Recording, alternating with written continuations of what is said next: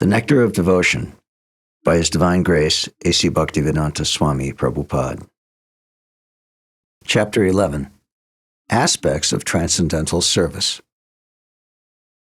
In the opinion of the karmis, or fruitive workers, offering the results of karma is called servitorship. But according to Vaishnava-acharyas like Rupa Goswami, servitorship means to be constantly engaged in some kind of service to the Lord. In the Skanda Purana, it is said that those who are attached to ritualistic activities, the four orders of social life and the four orders of spiritual life, are considered devotees. But when devotees are actually engaged in offering service to the Lord directly, these must be Bhagavats, or pure devotees. Those who are engaged in fruitive activities, or prescribed duties according to the four orders of social and spiritual life, are not actually pure devotees. But still, because they are offering the result to the Lord, they are accepted as devotees. When one has no such desire but acts spontaneously out of love of God, such a person must be accepted as a pure devotee. The conditioned souls who have come into contact with the material world are all more or less desirous of lording it over a material nature. The system of varnashram and the prescribed duties under this system are so designed that the conditioned soul may enjoy in the material world according to his desire for sense gratification, and at the same time gradually become elevated to spiritual understanding. Under these prescribed duties of Varna and Ashram, there are many activities which belong to devotional service in Krishna consciousness. Those devotees who are householders accept Vedic ritualistic performances as well as the prescribed duties of devotional service, because both are meant for satisfying Krishna. When householder devotees perform some Vedic ritualistic duties, they do so to satisfy Krishna. As we have previously discussed, any activity aiming at satisfying the Supreme Personality of Godhead is considered devotional service. Srila Rupa Goswami describes one who is fit for becoming engaged in devotional service.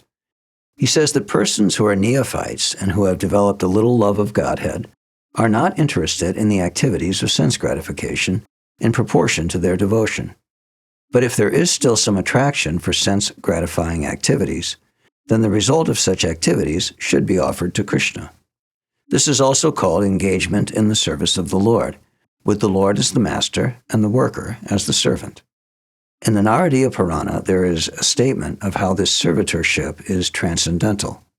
It is said there that a person who is constantly engaged in devotional service by his body, mind, and words, or even a person who is not practically engaged but is simply desiring to be so, is considered to be liberated. Devotional service and friendship can be divided into two categories. The first is to act as the confidential servant of the Lord, and the other is to act as the well-wisher of the Lord. The devotee who has confidence in devotional service to the Lord systematically follows the rules and regulations, with the faith that he will achieve the platform of transcendental life.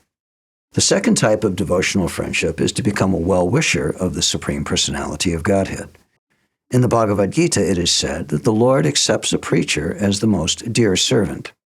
Anyone who is preaching the confidential message of the Gita to the people in general is so dear to Krishna that no one can be equal with him in human society. In the Mahābhārata, Draupadī says, "My dear Govinda, your promise is that your devotee can never be vanquished. I believe in that statement, and therefore in all kinds of tribulations, I simply remember your promise, and thus I live." The purport is that Draupadi and her 5 husbands, the Pandavas, were put into severe tribulations by their cousin brother Duryodhana, as well as by others. The tribulations were so severe that even Bhishmadev, who was both a lifelong brahmachari and a great warrior, would sometimes shed tears thinking of them. He was always surprised that, although the Pandavas were so righteous and Draupadi practically the goddess of fortune, and although Krishna was their friend, still they had to undergo such severe tribulations. Though their tribulations were not ordinary, still Draupadi was not discouraged. She knew that because Krishna was their friend, ultimately they would be saved. A similar statement is there in the 11th canto of Srimad Bhagavatam, 2nd chapter, 5th verse, where Havi, the son of King Rishabh, addresses Maharaj Nimi. "My dear king, a person who never deviates even for a moment from engagement in service at the lotus feet of the Supreme Person engagement which is sought after even by great demigods like Indra, with firm conviction that there is nothing more worshipable or desirable than this, is called the first-class devotee. Sri Rupa Goswami says that a neophyte devotee who has simply developed a slight love of Godhead is certainly a prospective candidate for devotional service. When he becomes firmly fixed in such devotional service, that assured status becomes a confidential part of his devotional service. Sometimes it is found that a pure devotee lies down in the temple of the Lord in order to serve him as a confidential friend. Such friendly behavior of a devotee may be accepted as raganuga or spontaneous. Although, according to regulative principles, no one can lie down in the temple of the Supreme Personality of Godhead, this spontaneous love of Godhead can be grouped under devotional service and friendship.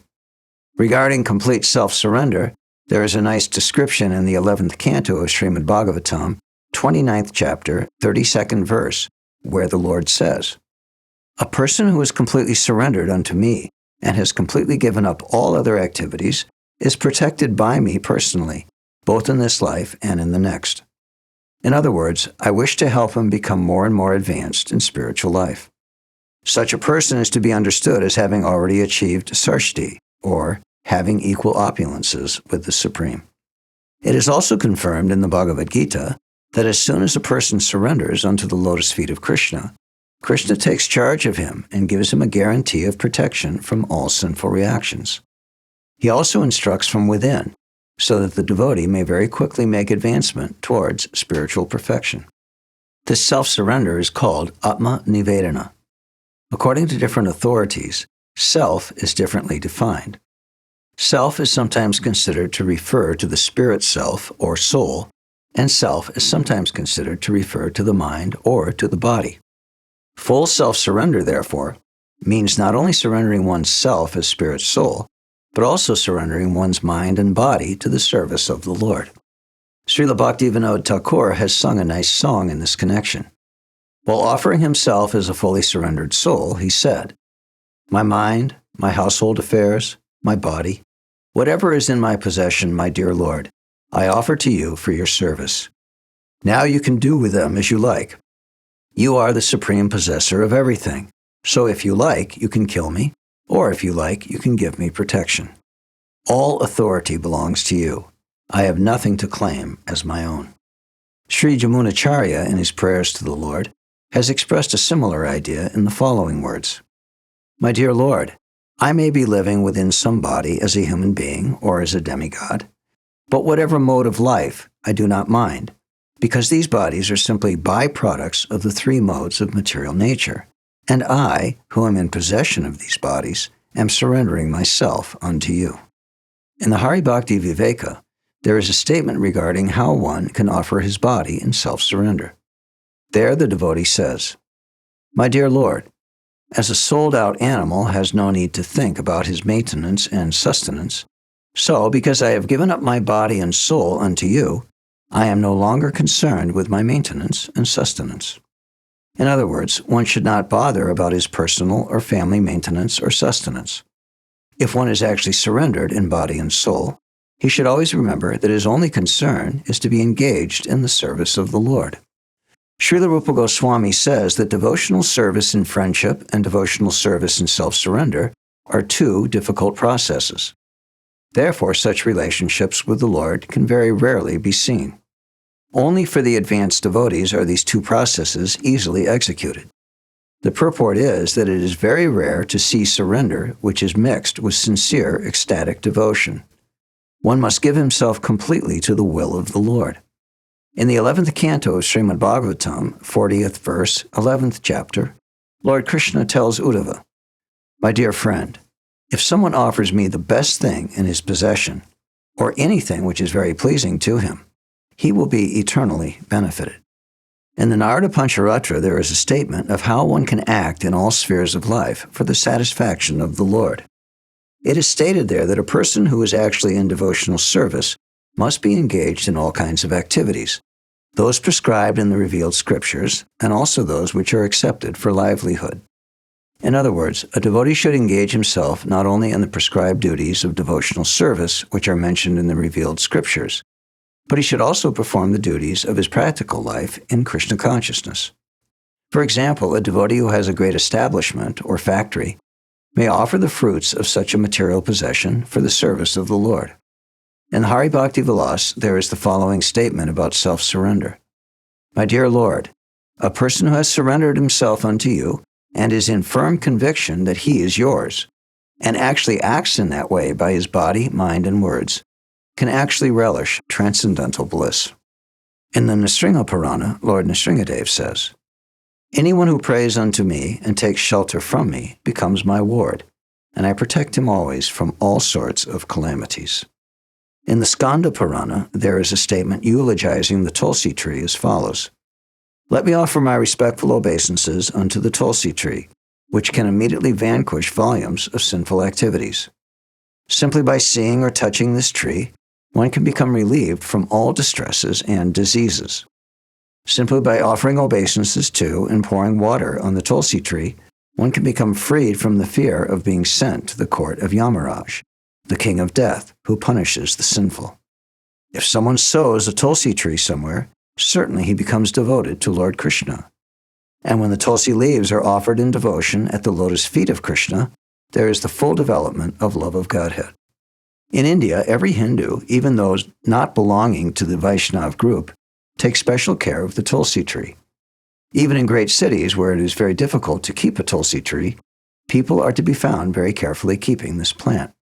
They water it and offer obeisances to it because worship of the Tulsi tree is very important in devotional service. In the Skanda Purana, there is another statement about Tulsi as follows. Tulsi is auspicious in all respects.